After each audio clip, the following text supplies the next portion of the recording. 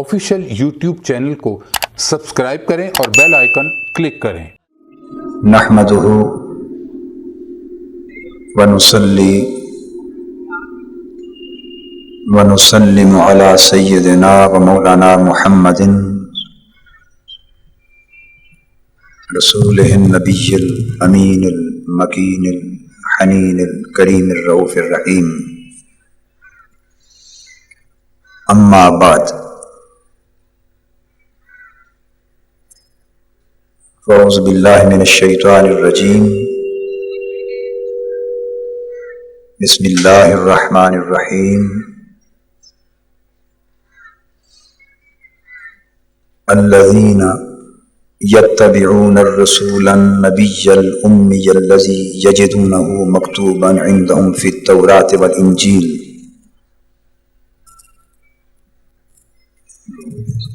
यअमुरुहुम bill मअरूफ व यनहाहुम अनिल मुनकर व युहिल्लु लहुमुत तय्यिबात व युहर्रिमु अलैहिमुल खबाइस व यदअु अन्हुम इसरहुम वल अग़लाल अल्लती कानत अलैहिम फल्लज़ीना आमनू बिही व अज़्ज़रूहु व नसरूहु वत्तबउन नूरल्लज़ी उन्ज़िला मअहू फउलाइका हुमुल मुफ़्लिहून। सदक़ल्लाहु मौलाना अज़ीम। मोहतरम मशाइख़ व उलमाए कराम और मुअज़्ज़ज़ ख़वातीन व हज़रात, आज अल्लाह जल्ल मजदहू की तौफ़ीक़ और इनायत और उसके इनाम और एहसान पर हम शुक्रगुजार हैं। मैंने मिनहाजुल कुरान कॉन्फ्रेंस के इस इज्तिमा में आज अपनी गुफ्तगू के लिए बतौर उन्वान सूरह आराफ की आयत नंबर 157 का इंतखाब किया है। इस आया करीमा में अल्लाह तबारक व तआला ने कामयाबी और कामरानी की चंद शराइत बयान फरमाई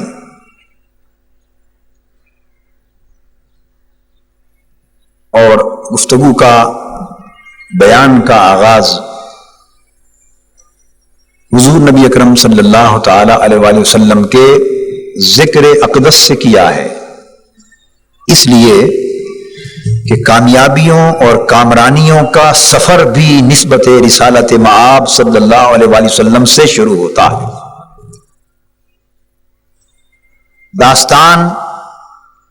दास्तान ही तब बनती है,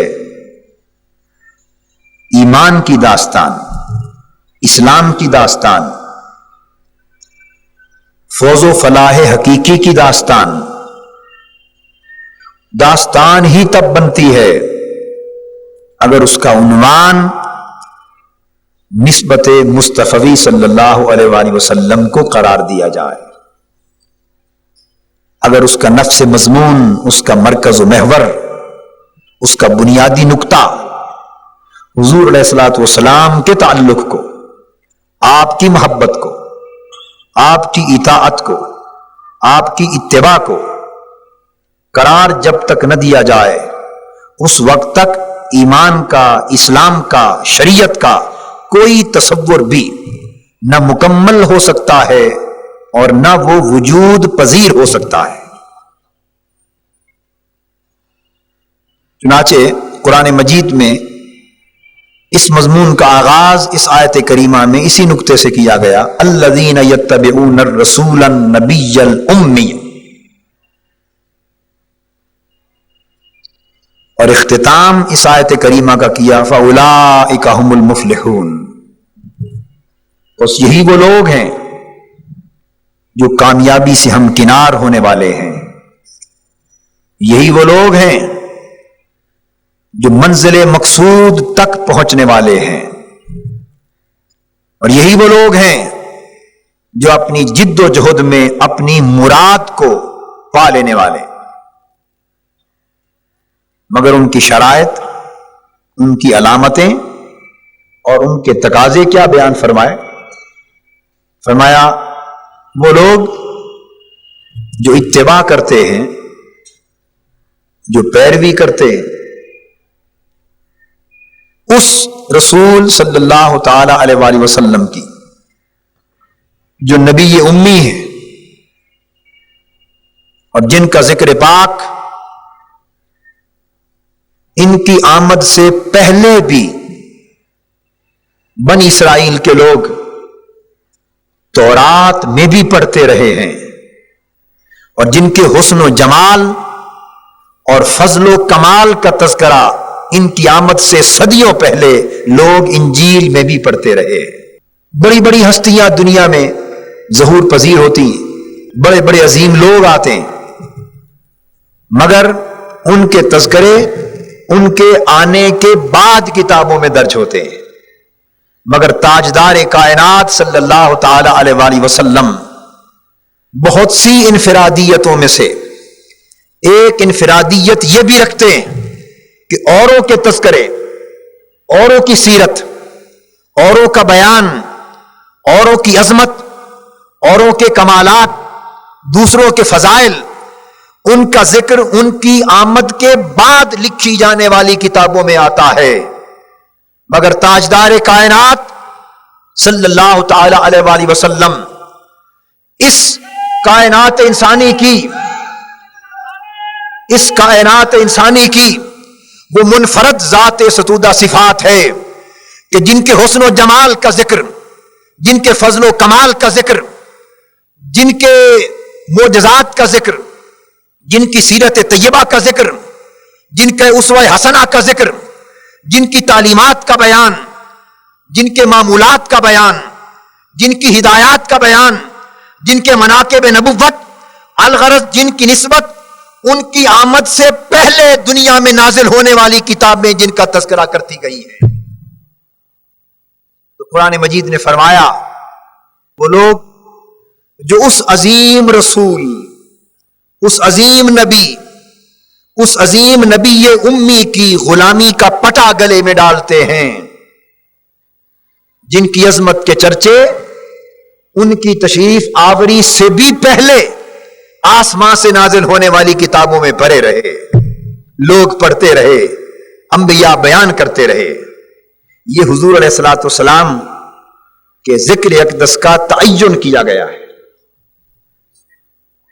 کہ جو لوگ اس ہستی سے نسبت غلامی استوار کرتے ان کی غلامی کا پٹا گلے میں ڈالتے، ان کی محبت، اطاعت اور اتباع کی راہ پر چلتے ہیں،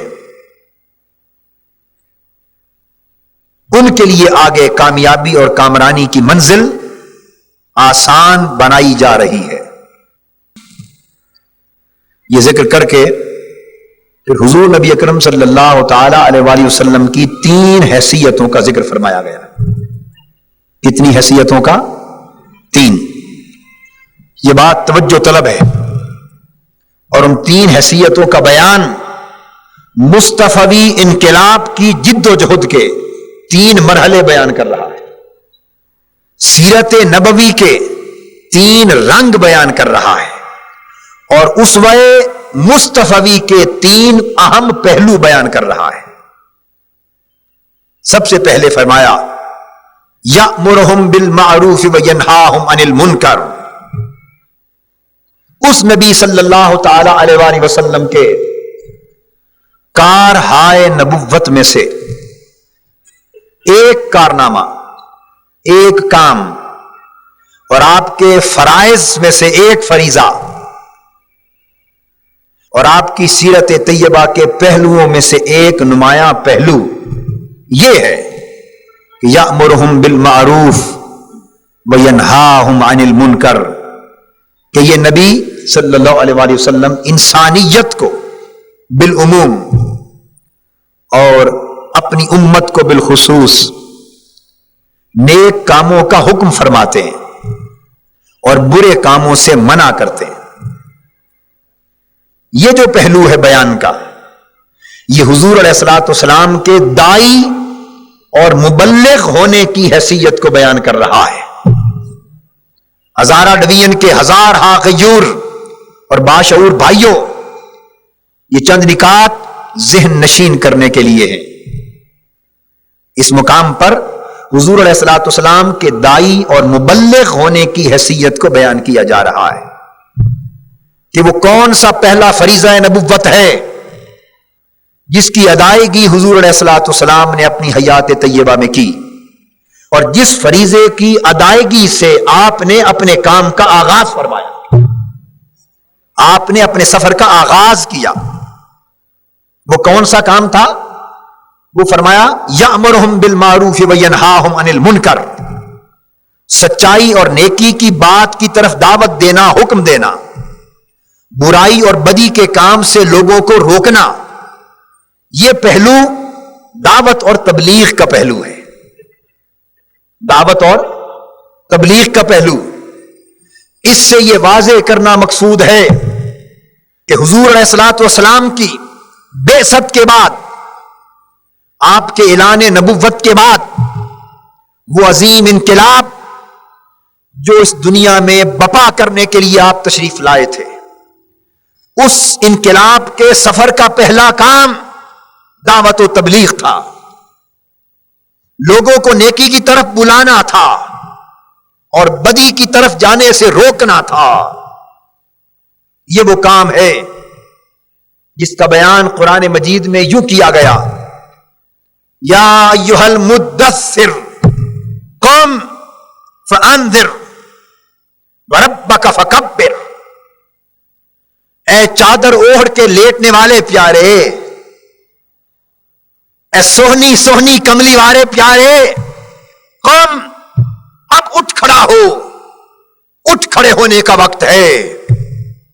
قم، یہ نعرہ انقلاب دیا جا رہا ہے، یہ ایک عظیم دعوت کی طرف آپ کی توجہ کو مبذول کرایا جا رہا ہے، یہ ایک عظیم فریضے کی ادائیگی کی طرف آپ کو حکم دیا جا رہا ہے۔ قم، میرے پیارے محبوب، اٹھ کھڑا ہو۔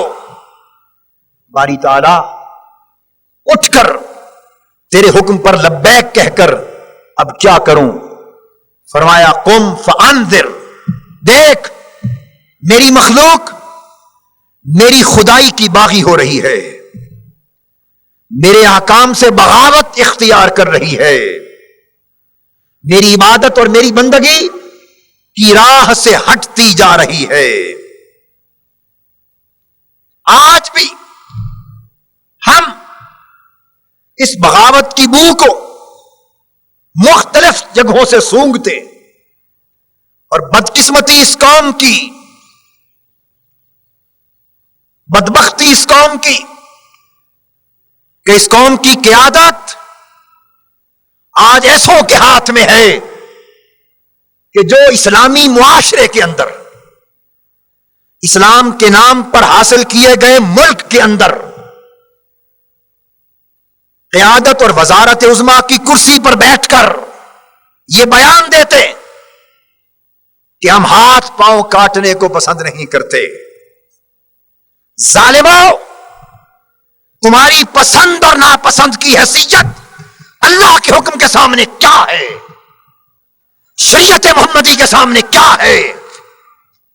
تمہیں یہ اختیار کس نے دیا ہے؟ یہ اجازت کس نے دی ہے؟ تمہیں یہ جرت کس طرح ہوئی ہے کہ تم احکام قرآنی کے خلاف زبان کھولو اور اللہ کے نازل کردہ احکام اور فرمودات سے ہٹ کر یہ کہو کہ ہم اسے پسند نہیں کرتے؟ ایسے خیالات سے شریعت محمدی کے خلاف بغاوت کی بو آ رہی ہے۔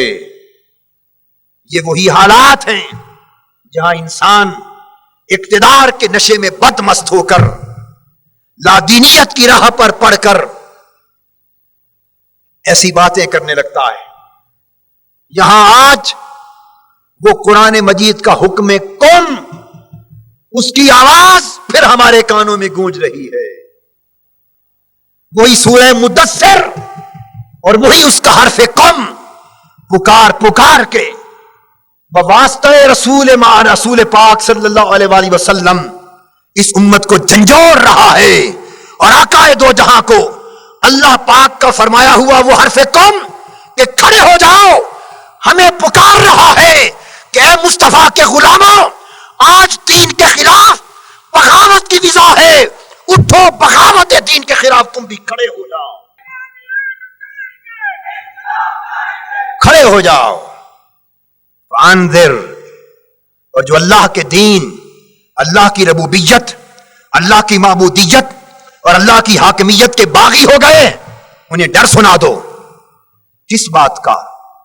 खतरनाक अंजाम का डर सुना दो, तबाही और बर्बादी का डर सुना दो, अल्लाह के अजाब का डर सुना दो। ऐसे लग रहा है जैसे इन आयतों का नुज़ूल ही आज के लिए हुआ। और यकीन जानिए अलहम से वन्नास तक पूरे कुरान को पढ़िए और कुरान में गर्क होकर पढ़िए, कुरान में फना होकर पढ़िए और मारिफ़े कुरान की मारिफत के समंदरों में गोता जन होकर पढ़िए। एक एक आयत यूं लगेगी जैसे इसी सूरत हाल के लिए नाजिल की गई थी। ये कुरान का जिंदा जावेद होना है। अंदिर, जो बागी भटक गए उन्हें डर सुना दो। वरब्बक फकब्बिर, और अपने रब की किबरियाई का डंका बजा दो। वो लोग जो झूठी किबरियाई के दावे कर रहे हैं, जो झूठी खुदाई के दावे कर रहे हैं, उन झूठी खुदाइयों के बुतों को नारे कुम के जरिए पाश पाश कर दो और अल्लाह की किबरियाई, अल्लाह की रबूबियत, अल्लाह के दीन की हाकिमियत और मुस्तफा की शरीयत की बालादस्ती का डंका इस तरह बचा दो कि अल्लाह के दीन की राह में हायल होने वाली सारी रुकावटों को खसो खाशाक की तरह बहा दिया जाए।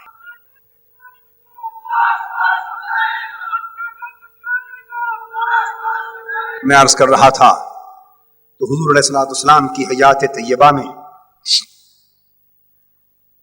पहला दौर आया जिसमें दावत और तबलीग का फरीजा अदा फरमाया। आप दाई और मुबल्लिग के तौर पे उठे और बदी के खिलाफ, बुराई के खिलाफ, कुफ्र के खिलाफ, शिर्क के खिलाफ, फिस्क और फुजूर के खिलाफ और नाफरमानियों के खिलाफ आपने नाराए हक बुलंद फरमा दिया। यअमुरुहुम बिल मारूफ व यनहाहुम अनिल मुनकर। हुजूर अलैहिस्सलाम बतौर दाई और बतौर मुबल्लिग मुनस्से शहूद पे जलवागर हुए।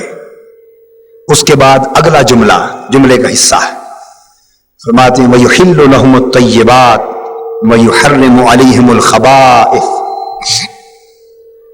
और फिर ये रसूल सल्लल्लाहु तआला अलैहि वसल्लम पाक चीजों को आपके लिए हलाल कर देते हैं और नापाक चीजें तुम पर हराम कर देते हैं। यहां हुजूर अलैहिस्सलातु वस्सलाम मुअल्लिम और मुरब्बी बन गए। ये मरहला तालीम और तरबियत का आगाज हो गया। तुम्हारे लिए पाक चीजें हलाल फरमाते हैं और नापाक चीजें हराम करते हैं। तो यहां तालीम आ गई और तरबियत आ गई। तो पहले मरहले में आका ने बतौर दाई और मुबल्लिग अपना काम शुरू फरमाया। दूसरे मरहले में जब लोगों की तबीयतों का, ज़ौक़ों का एक रुझान पैदा हो गया, दूसरे मरहले ने आपने तालीम दी, तरबियत फरमाई। और तालीम और तरबियत का मकसद क्या है? आपने लोगों को हलाल और हराम का शऊर अता कर दिया। जिंदगी में क्या करना है इसका शऊर दे दिया और क्या नहीं करना इसका शऊर दे दिया। हलाल और हराम की तालीम दे दी, जिंदगी को पाक रखने की तरबियत फरमा दी और नापाक पहलुओं से जिंदगी को मुबर्रा करने की तालीम और तरबियत फरमा दी। कुरान कहता है यतलू अलैहिम आयातिही व युज़क्कीहिम व युअल्लिमुहुमुल किताब वल हिकमा। अल्लाह की आयतें तिलावत फरमाते हैं और अपनी निगाह से फिर सहाबा कराम अपने गुलामों और वाबस्तगान के जाहिर व बातिन को पाक कर देते हैं और उन्हें कुरान की तालीम देते हैं और हिकमत की तालीम देते हैं। तो तालीम और तरबियत का दौर आ गया। आका ने बतौर मुअल्लिम और मुरब्बी की जिम्मेदारी संभाल ली। तो गोया इनकिलाब का सफर, हुजूर अलैहिस्सलातु वस्सलाम की दावत का सफर تبلیغ کے مرحلے سے گزرتا ہوا تعلیم و تربیت کے مرحلے میں داخل ہوا. اس تعلیم و تربیت کے مرحلے میں شعور دیا جانے لگا. زندگی کے دو راستے واضح طور پر متعین کر دیے گئے. اچھائی اور برائی، نیکی اور بدی، حق اور باطل اور خیر اور شر میں دو ٹوک امتیاز کر دیا گیا. کچھ حدیں متعین کر دی گئیں، کچھ حدود و قیود کا تعین ہو گیا، اور زندگی کے واضح راستے حضور علیہ الصلوۃ والسلام نے معین اور مشخص فرما دیے. اب اس کے بعد تیسرا مرحلہ آیا.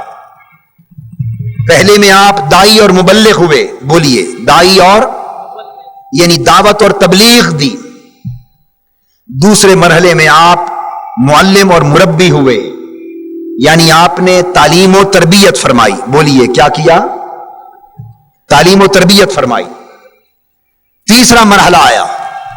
ارشاد فرمایا وَيَدَعُ عَنْهُمْ إِصْرَهُمْ وَالْأَغْلَالَ الَّتِي كَانَتْ عَلَيْهِمْ. وہ بوجھ جو انسانیت پر ناروا بوجھ پڑے ہوئے تھے، آدمیت جن بوجھوں کے نیچے دبی ہوئی تھی، جن ناروا بوجھوں کے نیچے دب کر آدمیت اور انسانیت سسک سسک کر دم توڑ رہی تھی، وہ بوجھ جس میں آدمیت ذلت کی زندگی گزار رہی تھی، والاغلال التي كانت عليهم، اور وہ زنجیر جن زنجیروں میں انسانیت کو جکڑ دیا گیا تھا، غلط تصورات کی زنجیریں، غلط رسم و رواج کی زنجیریں، آمریت کی زنجیریں، استحصال کی زنجیریں، سامراجیت کی زنجیریں، استحصالی طاغوتی نظام کی زنجیریں، جاگیرداروں کے تسلط کی زنجیریں، اس دور کی سرمایہ داریت کی زنجیریں، اس دور کی وڈیرا شاہی کی زنجیریں، اس دور کی ظالم مستبد سرداریوں کی زنجیریں، اور شریعت کے خلاف ان کے اپنے ظالمانہ افعال کے رد عمل کے طور پر سخت احکام کی زنجیریں. الغرض مختلف بوجھ اور مختلف زنجیریں جن میں انسانیت جکڑ دی گئی تھی. جب سفر بعثت محمدی صلی اللہ علیہ وآلہ وسلم کا تیسرا دور آیا تو آقا دو جہاں نے آواز بلند کی کہ لوگوں، پہلے فقط میری آواز ایک دائی اور مبلغ کے طور پر تم نے سنی، اس کے بعد میری آواز تم نے معلم اور مربی کے طور پہ بھی سنی.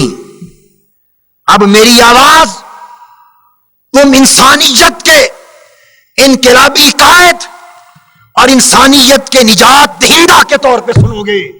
فرمایا کہ میں اس دنیا میں آیا ہوں کہ وہ سارے ناروا بوجھ جن کے نیچے انسانیت سسک سسک کر دم توڑ رہی ہے، اپنی انقلابی جد و جہد اور پیغمبرانہ قیادت کے ذریعے انسانیت کو ان بوجھوں سے نجات عطا کر دوں، اور اپنی پیغمبرانہ قیادت کے ذریعے آدمیت کو ان زنجیروں سے چھڑا دوں اور وہ زنجیریں توڑ ڈالوں جن زنجیروں نے، ظلم کی زنجیروں نے، استحصال کی زنجیروں نے، جبر و استبداد کی زنجیروں نے، جنہوں نے انسانیت کی آزادی کو جکڑ رکھا ہے. میں شرف انسانیت کی بحالی کے لیے آیا ہوں، تکریم آدمیت کی بحالی کے لیے آیا ہوں. انسان جو انسان ہو کر حیوانیت سے بھی گر گیا ہے، اسے اس ذلت سے اٹھا کر پھر انسان بنانے کے لیے آیا. قرآن نے کہا یہ انقلابی نعرہ تھا، یہ ایک انقلابی نعرہ تھا. انسانیت کو آزادی دلانے آیا ہوں، زنجیروں سے آزاد کرنے، ناروا ظالمانہ بوجھوں سے چھٹکارا دلانے کے لیے آیا ہوں. یہ انقلاب کا پیغام تھا. اس مقام پر حضور علیہ الصلوۃ والسلام اس کائنات کے سب سے بڑے انقلابی رہنما کے روپ میں نظر آتے ہیں، سب سے عظیم انسانیت کے نجات دہندہ کے طور پہ نظر آتے ہیں. ہزارہ ڈویژن کے غیور شہریوں اور دین اسلام کے پرستاروں، یہ نکتہ آپ کے ذہن نشین کرانا ہے کہ اسلام فقط واز دعوت اور تبلیغ کا نام نہیں ہے. سن لو، شریعت فقط دعوت و تبلیغ پر شریعت کے مقاصد ختم نہیں ہو جاتے. اسلام کا سفر فقط دعوت و تبلیغ پر ختم نہیں ہو جاتا. اسلام کا سفر فقط تعلیم اور تربیت پہ ختم نہیں ہو جاتا، بلکہ دعوت و تبلیغ اسلام کا ایک فریضہ ہے، مگر اس سے آگے بھی کچھ ہے. پھر تعلیم و تربیت اسلام کا دوسرا فریضہ ہے، مگر اس سے آگے بھی کچھ ہے. اور تعلیم و تربیت کے بعد اصل منزل جہاں تک اسلام آپ کو پہنچانا چاہتا ہے، وہ منزل مراد جہاں سیرت مصطفی آپ کو لا کر کھڑا کرنا چاہتی ہے، وہ مقام جہاں اسوہ مصطفیٰ آپ کو پہنچانا چاہتا ہے، وہ فقط دعوت و تبلیغ کی منزل نہیں ہے. دعوت و تبلیغ راستے کا ایک مرحلہ ہے، یہ راستے کا ایک مرحلہ ہے، مگر آخری منزل نہیں. تعلیم و تربیت اسلام کے راستے کا دوسرا مرحلہ ہے، ایک اہم فریضہ ہے، مگر سفر اسلام کی اور سفر سیرت مصطفی کی آخری منزل نہیں ہے. آخری منزل کیا ہے؟ کہ دعوت و تبلیغ کے ساتھ اسلامی تعلیمات کو عام کرنے کے ساتھ ساتھ تربیت، تہذیب اخلاق اور فروغ روحانیت کے ساتھ ساتھ آخری منزل اسلام کے سفر کی یہ ہے کہ سرزمین پر وہ انقلاب برپا کیا جائے جس انقلاب کے نتیجے میں گرا ہوا انسان پھر سے سنبھل جائے اور اللہ کے دین کے خلاف بغاوت کرنے والی قوتیں کچل کے رکھ دی جائیں، اخلاق اسلامی کو پامال کرنے والی طاغوتی طاقتیں نیست و نابود سے مٹا کے رکھ دی جائیں. آخری منزل اسلام کے سفر کی وہ منزل مقصود ہے، وہ منزل مراد ہے جس مقام پر پہنچ کر معاشرے میں مصطفی انقلاب برپا کیا جاتا ہے. اگر تبلیغ بھی ہوتی رہے، مسجدوں میں تبلیغ بھی ہوتی رہے، اگر اسلام فقط واعظ تعلیم و تربیت ہی کا نام ہوتا تو یہ کام آقا دو جہاں فقط حرم کعبہ میں بیٹھ کر کرتے رہتے. احد کے میدان میں میرے آقا کے رخسار مبارک پتھروں سے کبھی لہو لہان نہ ہوتے. اگر اسلام کا فریضہ صرف مسند پر بیٹھ کر تعلیم و تربیت سے مکمل ہو جاتا تو میرے آقا اپنے پیٹ مبارک پر خود پتھر باندھ کر کبھی خندق کھودتے ہوئے دکھائی نہ دیتے. میرے آقا کبھی حنین اور طائف میں سر بکف اور تلوار کندھوں پہ لٹکا کر صبح و شام ایک مجاہدانہ شان کے ساتھ دکھائی نہ دیتے. اگر فقط واعظ اور تبلیغ ہی سے اسلام کی ذمہ داری مکمل ہو جاتی تو سیدنا صدیق اکبر رضی اللہ تعالی عنہ کبھی خلیفہ نہ بنتے. سیدنا فاروق اعظم رضی اللہ تعالی عنہ کبھی اسلامی سلطنت کی ذمہ داری نہ اٹھاتے. سیدنا عثمان غنی رضی اللہ تعالی عنہ کبھی حکومت اسلامی کا سیاسی بوجھ اپنے کندھوں پر نہ لیتے. اور حضرت مولا علی شیر خدا رضی اللہ تعالی عنہ کبھی مدینہ چھوڑ کر کوفہ جا کر مرکز اسلامی سلطنت کا بنا کر جام شہادت نوش نہ فرماتے. بولیے یہ کیا شے ہے؟ کیا یہ وہی فریضہ دین نہیں ہے جسے چھونا آج ہم یہ سمجھ کر ناجائز سمجھتے ہیں کہ نہیں یہ تو سیاسی لوگوں کا کام ہے؟ جب سے اہل حق نے انقلاب کا کام چھوڑ دیا اور فقط واعظ تبلیغ اور تعلیم کے کام کو رکھ لیا تو نتیجہ یہ ہوا کہ مسجدیں نمازیوں کے ہاتھ آ گئیں، اسمبلیاں بے ایمان بدیانت لٹیروں کے ہاتھ میں آ گئیں. مدرسے اللہ کے دین کا نام لینے والوں کے پاس چلے گئے، اور حکومت و سلطنت کا انعام اور لگامیں وہ ڈاکوؤں، لٹیروں، زانیوں، شرابیوں کے ہاتھ چلے گئے۔ یاد رکھ لو، اگر اسمبلیاں ان ڈاکوؤں، لٹیروں، ظالموں اور بددیانتوں سے پاک نہیں کی جائیں گی تو وہ وقت آ جائے گا خدا نہ خواستہ کہ مسجدیں ویران کر دی جائیں۔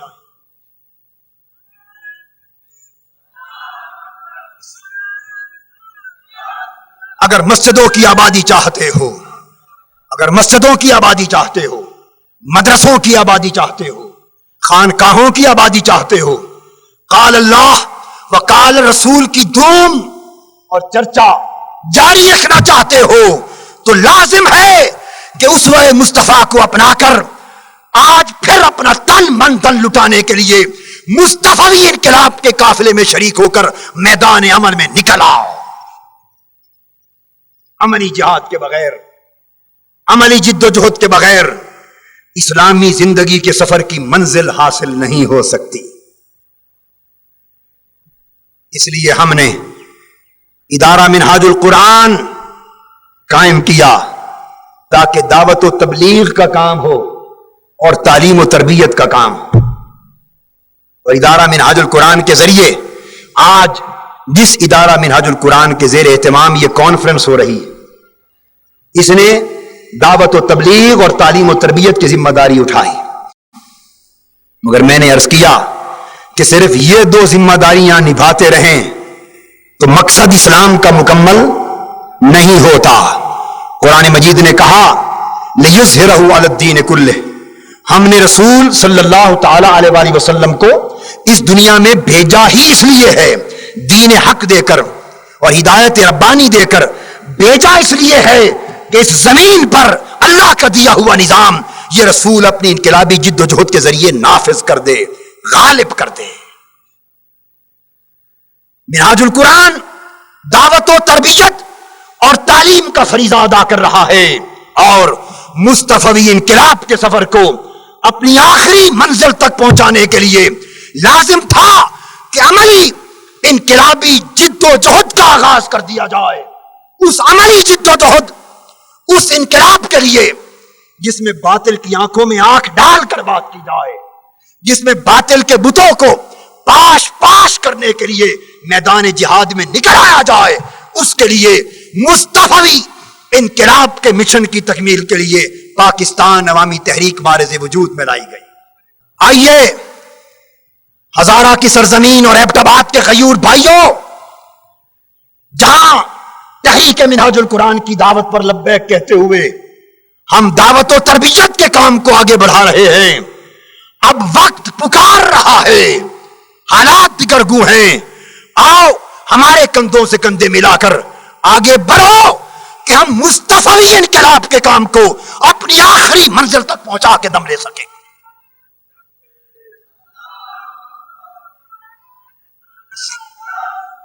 اس کے بعد قرآن مجید نے کہا فَالَّذِينَ آمَنُوا بِهِ، یہ چار نکات بڑے اہم توجہ طلب ہیں۔ فَالَّذِينَ آمَنُوا بِهِ وَعَزَّرُوهُ وَنَصَرُوهُ وَاتَّبَعُوا النُّورَ الَّذِي أُنزِلَ مَعَهُ، پس وہ لوگ جو ایمان لائے میرے محبوب پر، جنہوں نے میرے محبوب سے محبت کی، وَعَزَّرُوهُ، اور میرے محبوب کا ادب کیا، احترام کیا، میرے محبوب کی تعظیم کی اور میرے محبوب کی توقیر کی۔ دو شرطیں، وَنَصَرُوهُ، اور میرے محبوب، میرے برگزیدہ رسول کے مشن کی مدد کی، یعنی مصطفی انقلاب کی عملی جد و جہد کی، اللہ کے دین کو سر بلند کرنے کی تگ و دو کی، شریعت کو دنیا میں نافذ کرنے اور اللہ کے احکام کو زندگی میں بپا کرنے کی جد و جہد کی۔ وَاتَّبَعُوا النُّورَ الَّذِي أُنزِلَ مَعَهُ، اور قرآن کی تعلیمات کی پیروی کی۔ یہ چار شرائط جو حضور پر ایمان لائے اور جنہوں نے میرے محبوب سے یعنی حضور علیہ السلام سے محبت کی، اور دوسرا فرمایا کہ وہ لوگ جنہوں نے میرے محبوب کا ادب کیا، احترام کیا اور تعظیم کی، توقیر کی۔ دوسری شرط، یہ میں نے یہ ایک چٹ آئی تھی، اس کو پڑھ لیا تھا، اس موضوع سے متعلق اس کا حوالہ ساتھ دے دو. 2 باتیں پوچھی گئیں، میں نے اس وقت رکھ لیا تھا، اب اس مقام پر ان دونوں باتوں کا تعلق آ گیا ہے. ایک پوچھا گیا ہے مجھ سے کہ گستاخ رسول کی سزا شریعت میں کیا ہے، اور دوسری بات میرے بھائیوں نے پوچھی ہے، میرے بھائیوں نے پوچھی ہے کہ صحابہ کرام کی گستاخی کی سزا کیا ہے، یا گستاخ صحابہ کی حیثیت کیا ہے. آئیے، اب چونکہ یہ بات پوچھ لی گئی اور میرا موضوع اب اس مقام پر آیا کہ اس کا جواب اب متعلق ہو گیا آپ کے سوالوں سے. سن لیجئے، سن لیں. جو شخص، یہ شریعت محمدی کا 2 ٹوک فیصلہ ہے، یہ تعین کرنا کہ کون گستاخ رسول ہے اور کون گستاخ رسول نہیں، یہ ایک جدا مسئلہ ہے. یہ ایک جدا مسئلہ ہے کہ کس نے گستاخی کی اور کس نے گستاخی نہ کی، یہ ایک الگ مسئلہ ہے. اس سے قطع نظر میں شریعت محمدی کا 2 ٹوک فیصلہ سنا رہا ہوں. جو شخص گستاخی رسول کا مرتکب ہوتا ہے، خادنا گستاخی، خواہ بالواسطہ یا بلا واسطہ، خواہ اشارتن یا کنایتن، معمولی سی گستاخی اور اہانت بھی شان رسالت مآب صلی اللہ تعالی علیہ وآلہ وسلم میں کرتا ہے. قرآن کی روح سے اور حدیث نبوی کی روح سے، اسلام کی روح سے وہ شخص معمولی سی گستاخی رسول کے باعث بھی دائرہ اسلام سے خارج اور مرتد ہو جاتا ہے، اور اس کی سزا شریعت محمدی میں حد کے طور پر سزائے موت ہے. اس سے کم سزا شریعت قبول کرنے کو تیار نہیں ہے.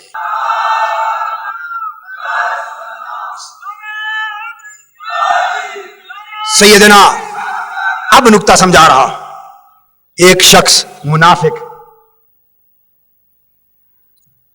دیکھنے میں صحابی مسلمان حضور کا غلام بنا ہوا ہے، مگر حقیقتاً منافق. اس کا اور ایک کسی اور دوسرے مسلمان کا 2 کا جھگڑا ہو گیا آپس میں. سیدنا صدیق اکبر رضی اللہ تعالیٰ عنہ کے پاس گئے مقدمہ لے کر. آپ نے فیصلہ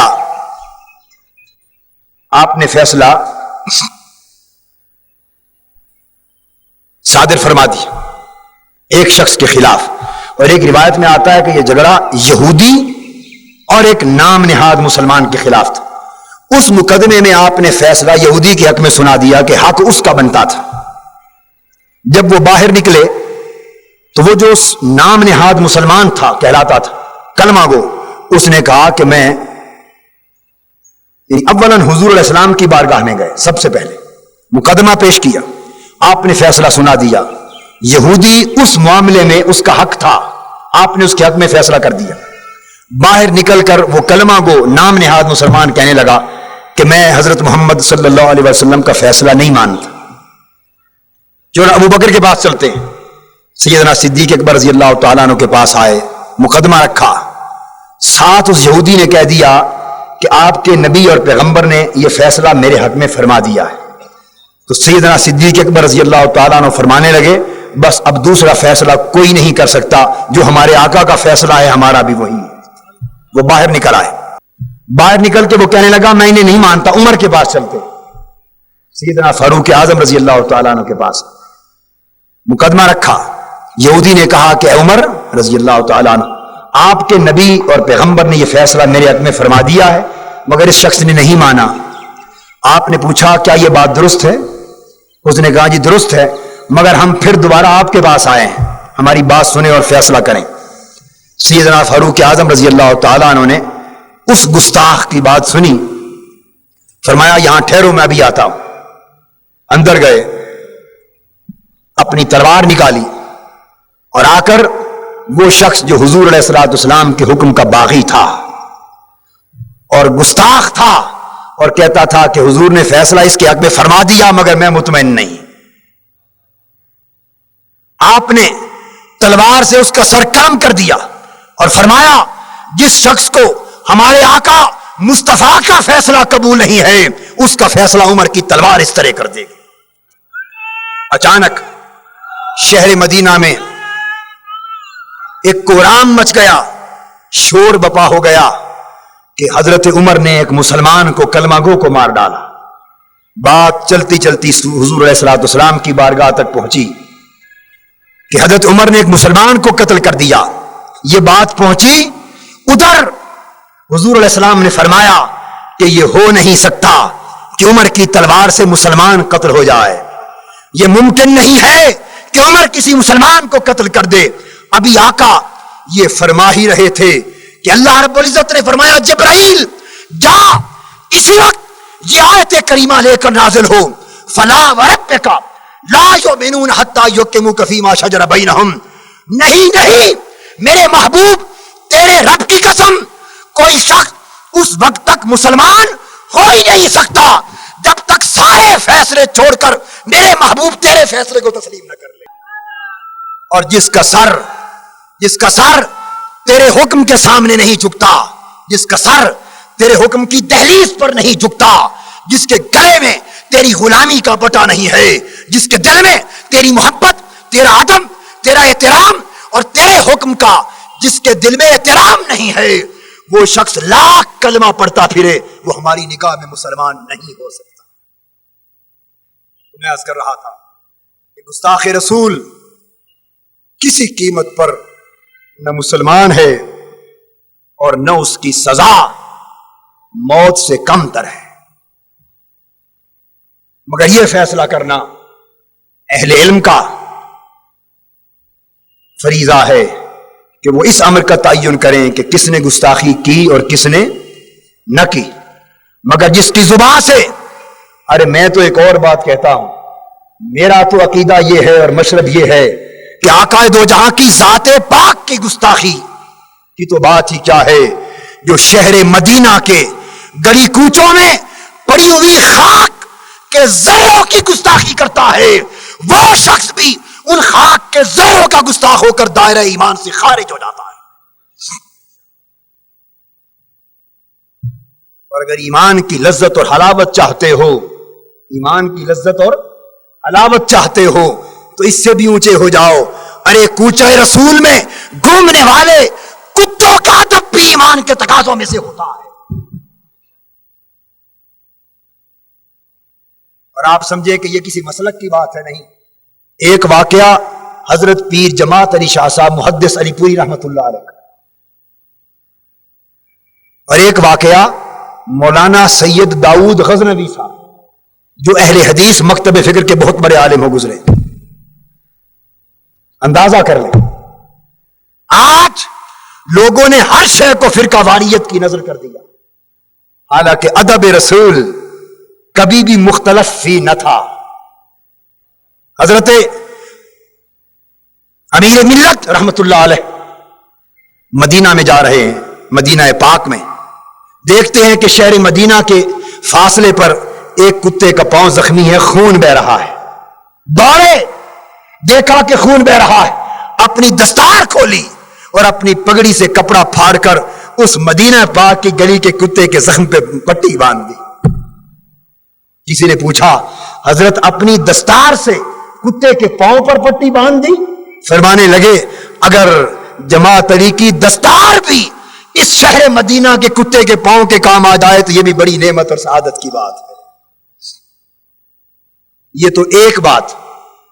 اب ادھر اہل حدیث مکتب فکر کے بہت بڑے عالم مولانا سید داؤد غزنوی، ان کا واقعہ، مدینہ طیبہ کی حاضری دے کر واپس جا رہے ہیں 8 دن گزار کر، باہر نکلے، باہر کسی گلی میں فاصلے پر ایک کتا دوڑتا نظر آیا۔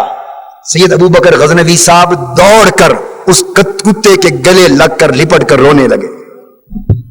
ساتھ متعلقین نے پوچھا کہ مولانا یہ کتا تو نجس، پلید، آپ اتنے بڑے عالم اور کتے کو گلے لگا کے رو رہے، کپڑے پلید ہو گئے، نجس ہو گئے، ناپاک ہو گئے۔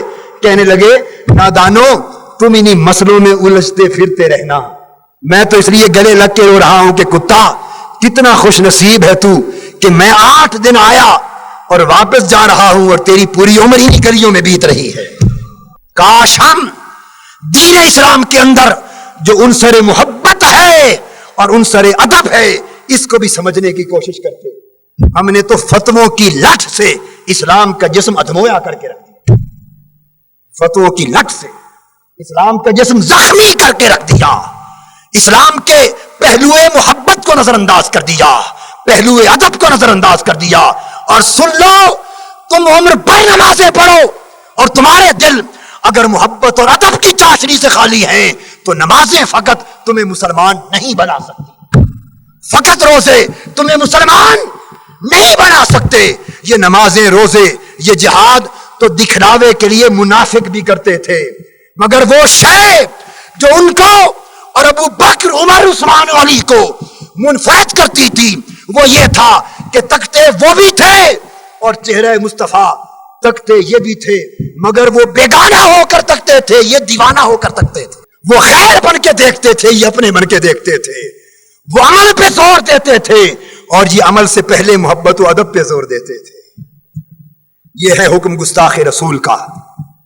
اور اگلی بات گستاخ صحابہ کی سن لیجئے. وہ شخص جو صحابہ کرام کی گستاخی کا مرتکب ہوتا ہے اور صحابہ کرام کے ایمان پر سب و شتم کرتا ہے, یہ صحابہ کرام کی طرف کفر, منافقت منسوب کرتا ہے, اور بالخصوص ازواج مطہرات, یہ خلفائے راشدین, ان پر سب و ستم کرتا ہے, انہیں معاذ اللہ ان کے ایمان پر طعن کرتا ہے اور گستاخی کا مرتکب ہوتا ہے. سن لو ہزارہ کی سرزمین والو, قطع نظر کوئی سنی ہے یا شیعہ ہے, اللہ کی عزت کی قسم میں آپ کو سچی بات بتا رہا ہوں. اس سے ہٹ کر کوئی آپ سے کہتا ہے تو وہ فقط اپنے پیٹ کے دھندے کے لیے کہتا ہے, اپنے پیٹ کے دھندے کے لیے کہتا ہے. صحابہ کرام کی گستاخی, ازواج مطہرات کی گستاخی اور خلفائے راشدین کی گستاخی, یہ بھی بالواسطہ حضرت محمد مصطفیٰ صلی اللہ علیہ وسلم کی گستاخی ہے. صحابہ کرام اور خلفائے راشدین کو سب و شتم کرنے والا مسلمان نہیں ہے, مسلمان نہیں ہے, نہیں ہے. اور تیسری بات ساتھ عرض کر دوں, اب اہل بیت اطہار, اہل بیت اطہار, ہم نے ظلم کیا, ہم نے ظلم کیا. اللہ کو ایک طرف کر دیا, رسول کو ایک طرف کر دیا. کچھ اللہ والے بن گئے, کچھ رسول والے بن گئے, اور معاذ اللہ اللہ اور رسول کی محبتوں اور نسبتوں کو آپس میں معاذ اللہ متحارب کرا دیا. ہائے ہائے, کتنا بڑا ظلم کیا ہم نے اسلام پر کہ کوئی توحید کا علمبردار بن بیٹھا اور اسے شان رسالت سے وہ محبت نہ رہی. کسی نے فقط رسالت کی بات کی اور بیان توحید میں اس کے لیے لذت نہ رہی. جس طرح دین کو ہم نے توحید اور رسالت کو جدا جدا کر کے دین کے ٹکڑے کر دیا, اسی طرح ہم نے صحابہ کرام اور اہل بیت اطہار, ان کے اندر جنگ کروا دی. معاذ اللہ, ہم سمجھتے ہیں کہ صحابہ کچھ اور تھے اور اہل بیت کچھ اور تھے.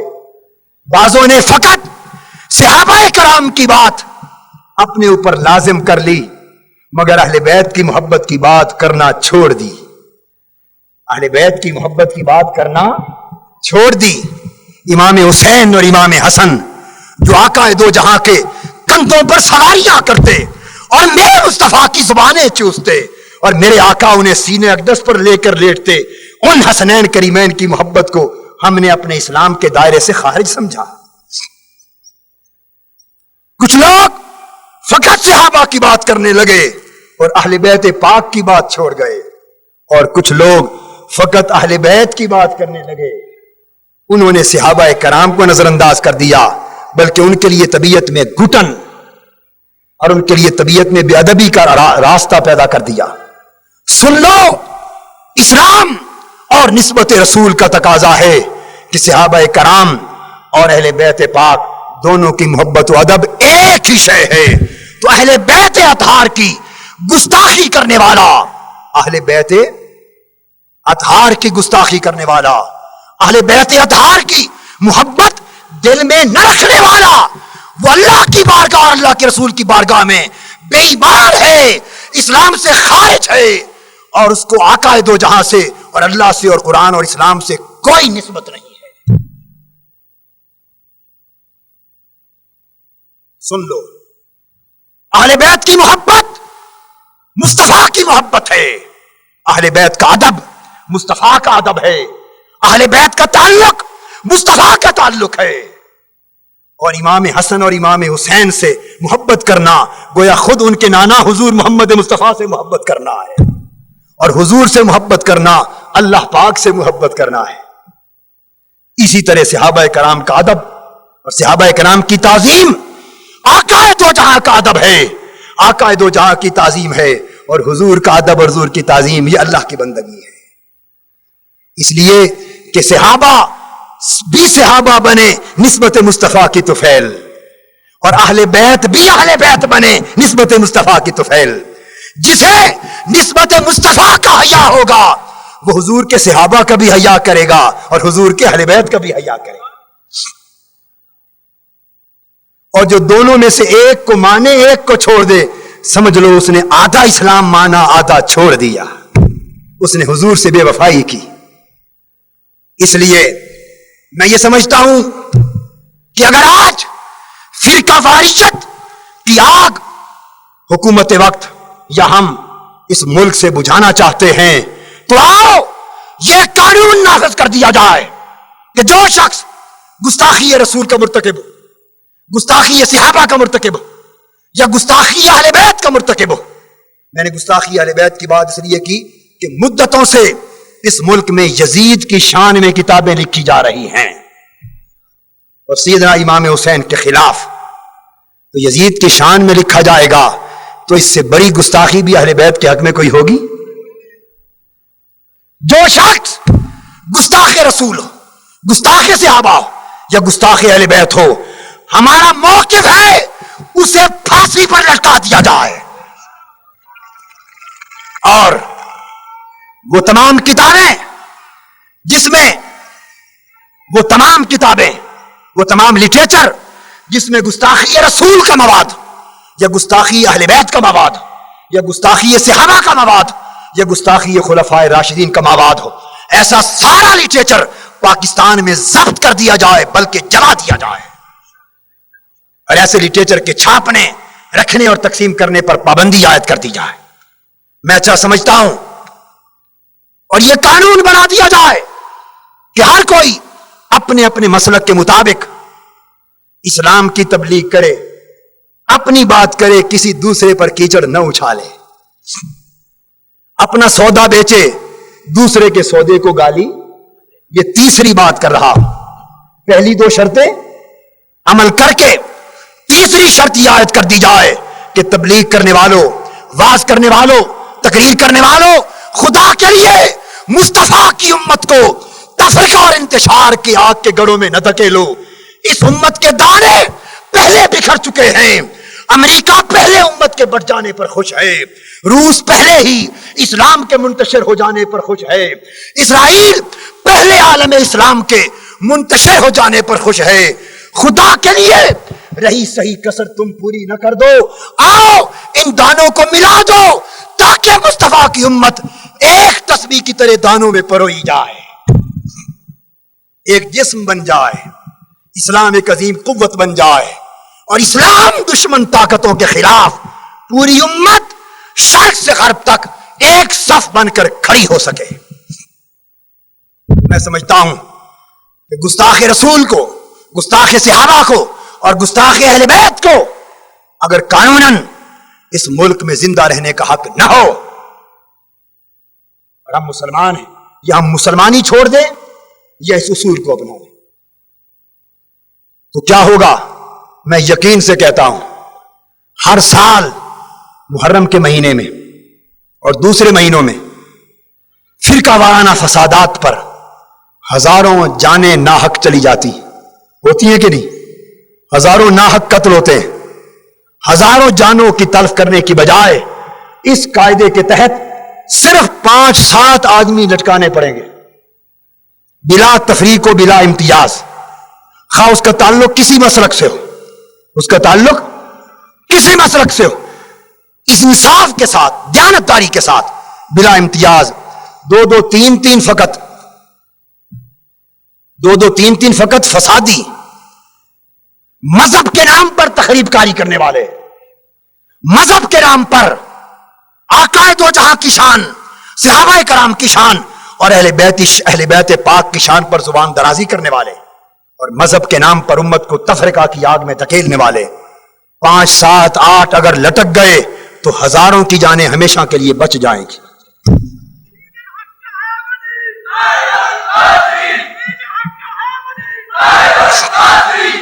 اور افسوس جب طاہر القادری اس کا مشن عوامی تحریک منہاج القرآن عدل اور انصاف کی بات کرتا ہے اور ہر ایک کو یکساں اصول سمجھاتا ہے اور ایمانداری کی بات کرتا ہے، تو پھر ان کے خلاف تہمتیں لگتی۔ ایک گھر میں چلے جاؤ، ایک گھر میں وہ کہتے ہیں وہابی ہو گئے، ایک پاس جاؤ وہ کہیں گے وہابی ہو گئے، ادھر چلے جاؤ کہیں گے شیعہ ہو گئے۔ زاہد تنگ نظر نے مجھے کافر جانا، اور کافر یہ سمجھتا ہے مسلمان ہوں میں۔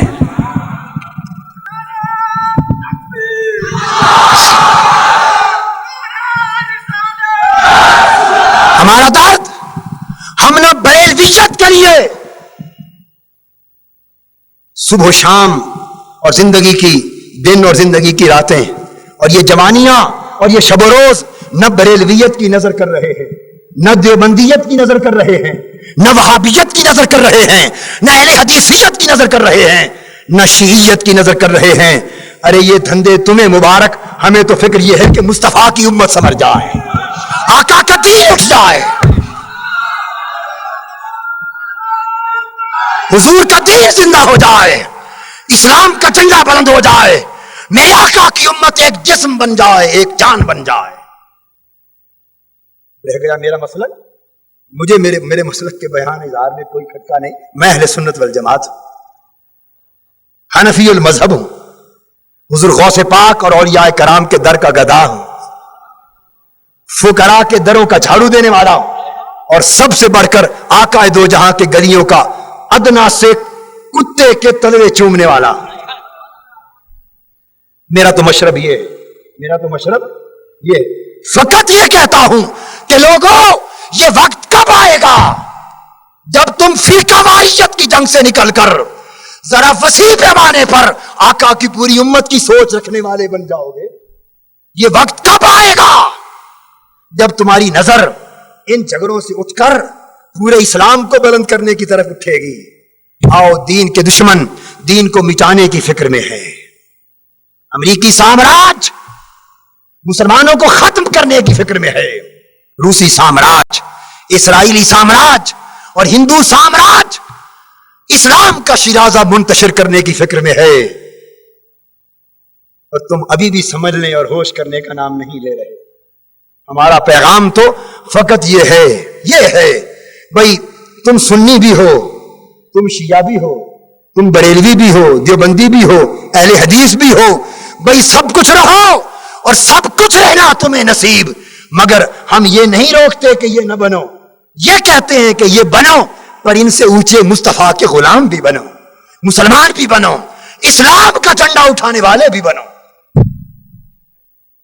یہ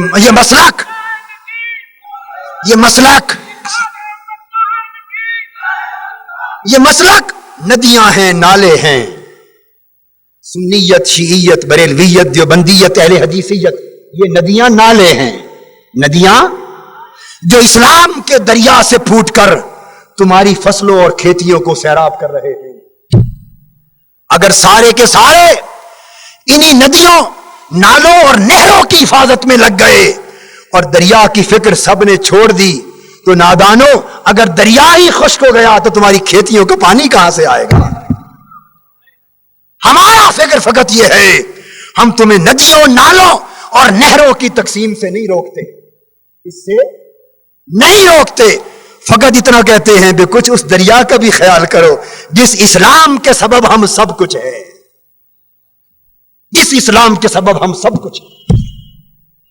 تو میں عرض کر رہا تھا کہ اسلام کا تحفظ اس بات کا متقاضی، دین کا تحفظ اس بات کا متقاضی ہے کہ اس ملک سے شان رسالت مآب، شان صحابہ اور شان اہل بیت کی گستاخی کے تصور کو کلیتاً ختم کر دیا جائے. ادب اور احترام. اور وہ ادب و احترام کیسا ہو؟ ارے آپ کو کیا پتا کہ ادب اور احترام، ہمیں کیا پتا کہ کیا ہے. پوچھئے سیدنا عثمان غنی رضی اللہ تعالی عنہ 6 ہجری میں جب صلح حدیبیہ کا واقعہ پیش آیا، پوچھئے ادب والوں سے، محبت والوں سے کہ پتا چلے ادب کسے کہتے. حضرت عثمان غنی رضی اللہ تعالی عنہ کو حضور علیہ الصلوۃ والسلام نے مکہ معظمہ سفیر بنا کے بھیجا. کفار مکہ سے مذاکرات کیے. قریش مکہ نے انکار کر دیا کہ ہم اس سال حضور علیہ السلام کو اور صحابہ کو حج کرنے کی اجازت نہیں دیتے، اگلے سال دیکھا جائے گا. انکار کر دیا. عثمان غنی رضی اللہ تعالیٰ عنہ حرم کعبہ میں کھڑے، کعبہ سامنے. قریش مکہ کہنے لگے عثمان تمہارے نبی کو تو اجازت نہیں دی، مگر تم چونکہ مکہ میں اور کعبے کے صحن میں آ گئے ہو اور کعبہ تمہارے سامنے، تمہیں اجازت ہے تم کعبے کا طواف کر لو، کعبے کا طواف کر لو. آؤ آپ کو بتاؤ ایمان کیا ہے، محبت کیا ہے، ادب کیا ہے، اطاعت کیا ہے، اتباع کیا ہے. سمجھنے کی کوشش کرو. اتباع کیا ہے، اطاعت کیا ہے، حضور کی غلامی کیا ہے، اور سب سے بڑھ کر مسلمانی کیا ہے. کہا عثمان تم کعبے کا طواف کر سکتے ہو، قربان جائیں. سیدنا عثمان غنی رضی اللہ تعالیٰ عنہ آپ کی عظمت فکر پر فرمانے لگے نادانو تم میرے مصطفیٰ کے بغیر مجھے کعبے کا طواف کرنے کی بات کرتے ہو. یاد رکھ لو ایک نہیں لاکھ مرتبہ یہاں آؤں، مگر جب تک میرے مصطفیٰ اس کعبے کا طواف نہیں کریں گے عثمان کعبے کا طواف نہیں کر سکتا. بولیے ہے کسی قرآن مجید کی آیت میں کہ اگر حضور علیہ السلام ساتھ نہ ہوں تو طواف کرنا ناجائز ہے؟ ہے کہیں؟ ہے کسی حدیث میں کہ اگر حضور علیہ السلام ہمراہ نہ ہو تو طواف کرنا جائز نہیں؟ ہے کسی شریعت اور فقہ کی کتاب میں؟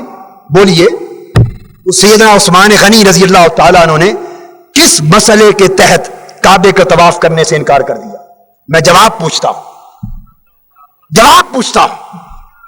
کس مسئلے کے تحت آپ نے طواف کعبہ کا انکار کر دیا؟ اور وہ بھی 6 سال کے بعد آئے تھے مکہ میں. طواف کیے کتنا عرصہ گزر گیا تھا؟ 6 سال گزر گیا تھا. ذرا سوچو 6 سال بعد کعبے کے سامنے آنا نصیب ہو اور دشمن کہہ رہا ہو کہ چلو تم طواف کر لو اور پھر انکار کر دیا جائے. ذرا ایمان کا تصور تو کرو کیسا تھا. کس مسئلے کے تحت طواف کعبہ کا انکار کر دیا؟ ہے کوئی مسئلہ سوائے مسئلہ عشق کے، مسئلہ محبت کے، مسئلہ ادب کے؟ بس یہی نقطہ ایمان ہے کہ اگر عشق و محبت اور ادب و تعظیم ہے تو پھر سب کچھ ہے، اور اگر یہ نہیں تو سارا کچھ جمع کرتے پھرو تمہارا کچھ بھی نہیں ہے. کسی نے کیا خوب کہا کہ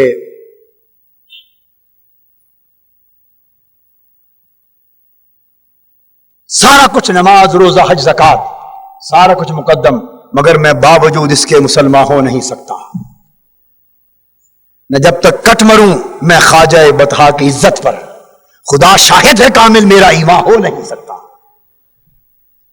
تو دوستو یہ فرمایا کہ وہ لوگ جو ایمان لائے اور جنہوں نے حضور کا ادب کیا اور حضور کی مدد کی، یعنی دین کی مدد کی، دین کو کھڑا کرنے کے لیے اٹھ کھڑے ہوئے، دین کو نافذ کرنے کے لیے اٹھ کھڑے ہوئے اور اپنا تن من دھن سب کچھ اقامت دین کے لیے لٹا دیا، مصطفی انقلاب کے لیے لٹا دیا، سب کچھ لٹا دیا.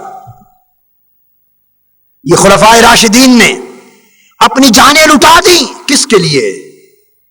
بولیے دین کو زندہ کرنے کے لیے. صحابہ کرام نے قربانیاں دے دی کس کے لیے؟ بولیے. اور اب محرم شروع ہو گیا، ذرا سبق حاصل کر لو ایک نظر اٹھا کر اس فرات کے کنارے میدان کربلا سے. سیدنا امام حسین نے اپنی اپنی اور پورے خانوادہ نبوت کی گردنیں دمشق کے بازاروں میں نیزوں پر لٹکا دیں. کس کے لیے؟ اپنے نانا کے دین کو زندہ کرنے کے لیے. حضرت علی اکبر کی جوانی اٹھا دی. کس کے لیے؟ دین کی مدد و نصرت کے لیے. اور حضرت علی اصغر کا بچپن لٹا دیا. کس کے لیے؟ اپنے نانا کے دین کو زندہ کرنے کے لیے. فرمایا وَنَصَرُوهُ اس وقت تک تم غلامی مصطفیٰ کا دم نہیں بھر سکتے اور خدمت اسلام کا دم نہیں بھر سکتے جب تک اسوہ حسین پر عمل کرتے ہوئے اسوہ ابو بکر و عمر اور اسوہ عثمان و علی اور پھر سب سے بڑھ کر اسوہ مصطفیٰ پر عمل کرتے ہوئے تم اللہ کے دین کی اقامت کے لیے اپنا تن من دن سب کچھ لٹا نہ دو. اس وقت تک اسلام کا حق ادا نہیں ہوتا.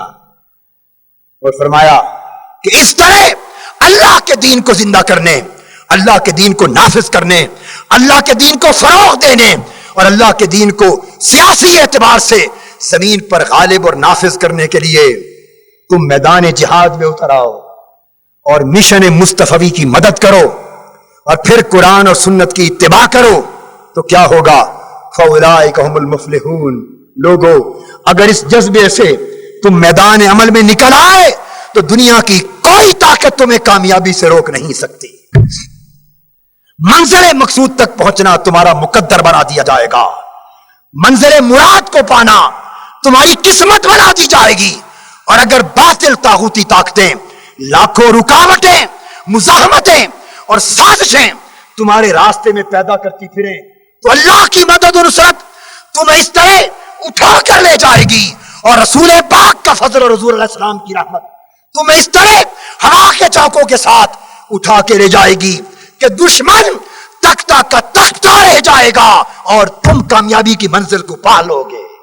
میں آپ کو عرض یہ کرنا چاہتا ہوں کہ تحریک منہاج القرآن ہو یا عوامی تحریک کے مصطفی انقلاب کا مشن یا منہاج القرآن یوتھ لیگ, اس اللہ کے دین کی اقامت کے کام کو اپنے اپنے ذوق کے مطابق منظم کرنے کے لیے عزم مصمم کر لو. اللہ تبارک و تعالی آپ کا اور ہمارا حامی و ناصر ہو اور اس عظیم مشن میں ہم سب کو کامیابی عطا فرمائے. وما علینا الا البلاغ. آفیشیل YouTube چینل کو سبسکرائب کریں اور بیل آئیکن کلک کریں.